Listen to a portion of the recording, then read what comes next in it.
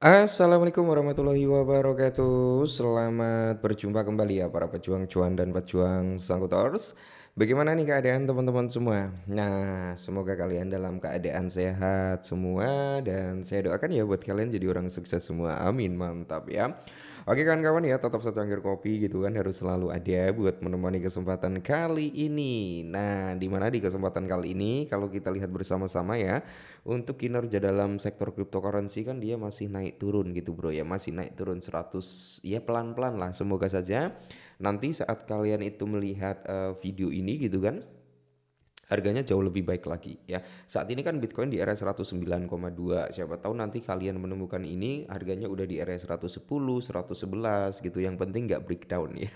Oke, meskipun kali ini memang ada sedikit penurunan dari segi market cap di area 3,37 yang sempat menyentuh di area 3,39 juga ya. Indeksnya altcoin juga turun dari 25 ke 23. Terus kalau kita lihat untuk parameter harga ya, sebenarnya masih bagus. Kalau harga sebenarnya masih bagus ya. Bitcoin, Ethereum di sini masih recover ya. XRP ini masih recover. Tapi kalau kita lihat secara overallnya, BNB, Solana ini koreksi. Tapi mayoritas is okay lah. Mayoritas masih dalam kondisi bagus kok ya. Mayoritas masih dalam kondisi recover semua. Nah, oke, kali ini bro ada hal penting yang perlu kalian ketahui. Kalian kalau masih hold Pi Network ya, ini khususnya buat para komunitas Pi Network karena memang komunitas Pi Network itu yang pertama itu kuat banget ya. Kuat banget yang pertama dan memiliki basis komunitas cukup gede juga ya, meskipun foldernya juga gede. Tapi perlu kalian ketahui buat kalian yang masih hold Pi Network. Nah, kita akan bahas Pi Network kan kali ini turun bro, turun ya. Dia udah di kepala 4913. Ingat konsepnya. Sempat kita bahas kemarin, area kepala 40 itu akan menjadi area penentu ya. Area 40 bukan di 49, 45, 42 enggak, di 40. Pas di area 40 itu akan menjadi area penentu ya. Jadi buat teman-teman semua simak kita akan bahas. Nah, di sini bisa kalian lihat sendiri, Bro. Ya, sebelum kita lanjut ke informasi yang jauh lebih menarik lagi, kalian bisa lihat ke sini ya. Ini dari real chart ya. Kita ambil dari time frame daily untuk Pi Network ya. Memang Pi Network itu udah keluar dari jalur trendline atas ya. Dia udah membuat fake out ya. Fake out, Bro. Ya, kali ini kan dia masuk lagi tuh ke dalam trendline-nya. Nah, dia udah masuk lagi. Apakah ini akan fake out atau hanya sekedar koreksi untuk meneruskan momentum kenaikannya ya? Seperti itu. Nah, kalau ini ternyata fake out, Bro, maka dia berpotensi untuk turun sampai di kepala 4. Ya di kepala 4 ataupun 399. Nah, makanya di sini di awal tadi saya menyebutkan di kepala 40 ya.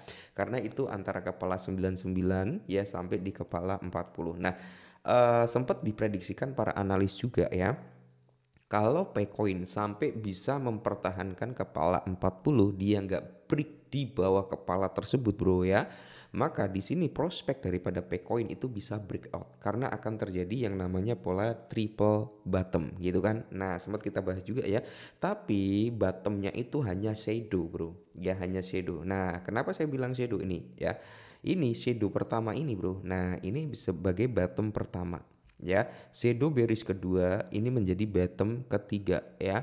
Terus di sini nanti kalau dia turun sampai di area yang kita beri garis ini bro, maka di situ akan terbentuk bottom ketiganya ya. Makanya analis optimis nih, wah walaupun hanya shadow dia akan membuat namanya triple bottom. Nah, hal tersebut akan membawa persentase biasanya kenaikan daripada si Pi Network. Cuman yang perlu kalian ketahui adalah ketika ya dia ngebreak area ini bro ya, dia ngebreak nih, semisalkan seperti ini ya, kita lihat bareng-bareng ya bro ya. Kita ambil contoh dari sini, oke dia naik sini. Nah, semisal dia bertahan di sini, maka di sini akan terbentuk namanya pola triple bottom. Itu diprediksi analis ya, walaupun hanya terlihat shadow ya. Ini shadow pertama, ini shadow kedua ya. Kalau di sini nanti akan menjadi bottomnya gitu ya kan. Nah, tapi bro, kalau ini sampai break kayak gini, ya udah kita akan melihat mungkin Pi Network itu bisa turun jauh lebih dalam lagi. Tapi kalau dia nggak ngebreak area ini, kita akan melihat lonjakan harga daripada Pi Network mungkin bisa ke area $1 gitu. Makanya di sini kita perlu yang namanya holder semi scalping ya, holder semi scalper gitu ya. Oke, sampai sini paham ya. Nah, nanti kalau dia memang breakout ya kalian wajib yang namanya TP dulu lah, entah 20% atau 30% atau 50%, sesuaikan aja ya teman-teman ya.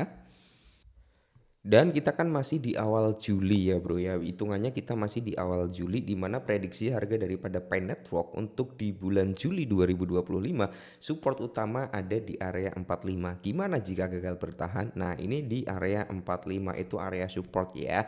Nanti kalau dia menyentuh di kepala 40 ya, dia membuat area support di situ ya, kita akan melihat triple bottom gitu ya. Oke, jadi penyebab tekanan jual daripada Picoin ya kalian udah tahu lah, sering kita bahas kenapa sih ya harga daripada Picoin itu yang lain naiknya signifikan tapi dia nggak begitu signifikan ya, karena salah satunya ada unlock token tiap hari gitu ya. Jadi Picoin itu dihadapkan pada tekanan besar di bulan Juli karena apa? Adanya event pembukaan kunci bro ya, event atau unlock token. Jadi setiap hari kan ada unlock token. Nah khususnya di bulan Juli itu akan ada sekitar 318 juta Picoin yang akan dibuka di bulan ini ya, yang akan dibuka di bulan ini bro. Jadi kalian bisa lihat saja data di RePiScan ya, untuk bulan Juli berapa, Agustus berapa ya, September berapa, itu ada semua bro datanya, dan per hari dibuka berapa itu ada semua, kalian bisa cek ya.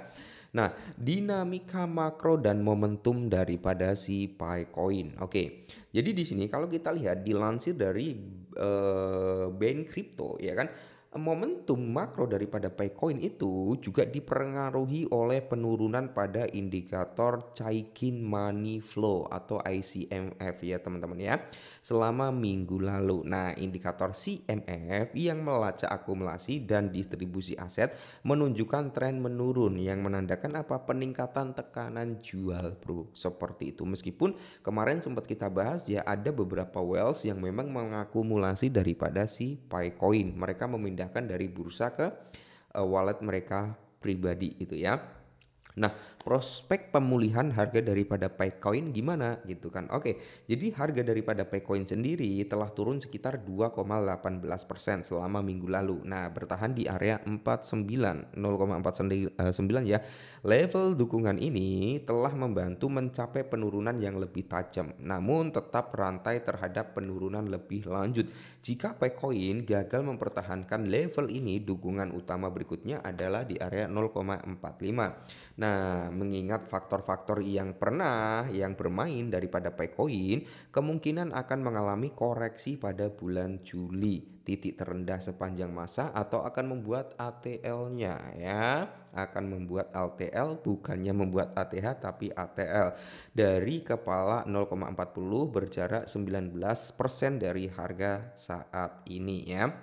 Nah, seperti yang saya bilang tadi, ATL-nya mungkin di area 490 yang dimana bro ya, sorry bukan 490, 0,40 ya atau 0,399 itu akan menjadi area yang cukup bagus ya untuk DCI, untuk akumulasi sebenarnya, karena di situ kemungkinan akan ada momentum breakout-nya gitu ya. Tapi kalian harus disclaimer dulu sebelum kalian benar-benar oke lah kita beli Picoin, oke lah kita DCI Picoin, tapi kalian juga harus cari informasi yang benar-benar valid, informasi yang benar-benar akurat. Kalian bisa cek lah ya dari akun sosial media yang membahas tentang Pi Network juga gitu bro ya.